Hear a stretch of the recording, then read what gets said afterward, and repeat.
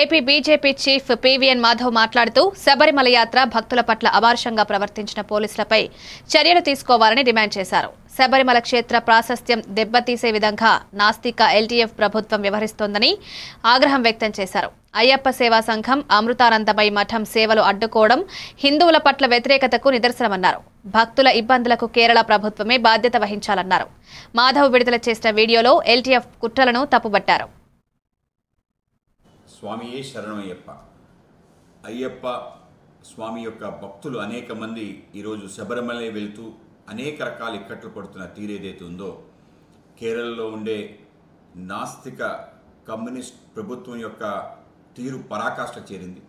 ఎటువంటి సౌకర్యాలు కూడా శబరిమలకి వెళ్ళే లక్షలాది మంది భక్తుల యొక్క మనోభావాలు గాయపరుస్తూ, హిందువుల మనోభావాలు గాయపరుస్తూ అక్కడ పోలీస్ వ్యవహరిస్తున్న తీరేదైతే ఉందో అందరం కూడా ఖండించాల్సిన అవసరం ఉంది. సభ్య సమాజం సిగ్గుపడే విధంగా అక్కడ పోలీస్, ముఖ్యంగా ఆంధ్రప్రదేశ్ నుంచి వెళ్ళిన ఎవరైతే అయ్యప్ప స్వామి భక్తులు ఉన్నారో వాళ్ళ పట్ల వ్యవహరించిన తీరు చాలా అసహ్యంగా ఏకంగా ఉంది. కనుక దాన్ని వెంటనే ఖండించి వెంటనే ఎల్డీఎఫ్ ప్రభుత్వం ఎవరైతే పోలీస్ అక్కడ విధి నిర్వహణలో ఉన్నాడో అతను సస్పెండ్ చేయాలి. అలాగే శబరిమలకి ఏటా లక్షలాది మంది వెళ్తుంటే వాళ్ళకి కనీస సౌకర్యాలు కల్పించకపోవటం, వసతి కానీ, నీటి సమస్య కానీ, అలాగే ఆహారానికి సంబంధించిన ఏర్పాట్లు చేయకపోవడం కూడా అత్యంత గర్హనీయం.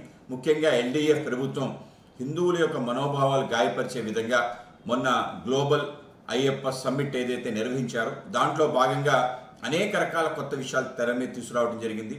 ఆ యొక్క సమావేశంలో అయ్యప్ప స్వామి దేవాలయ ప్రాంగణాన్ని ఒక సెక్యులర్ దేవాలయంగా మార్చే ఒక ప్రయత్నం, అక్కడ ముస్లిం స్వామిలు అలాగే క్రిస్టియన్స్ అంతా కూడా ఒక నిలయంగా ఉండాలని ఒక ప్రయత్నం చేయటం, ఆ విధంగా హిందూ దేవాలయాలపై దాడి చేసే విధంగా ఒక ప్రయత్నం. గతంలో 2018లో కుహనా లౌకికవాదులు అనేక మంది ఏదైతే హక్కుల వేరే మీద మాట్లాడే అనేక సంఘాలు చేసిన ఒక దాష్టికం, దానికి సుప్రీంకోర్టు తీర్పు, వీటి నేపథ్యంలో ఏదైతే శబరిమల పైన అంతులేని ఒక దాడులు జరుగుతున్నాయో, ముఖ్యంగా కమ్యూనిస్టులు ఈ యొక్క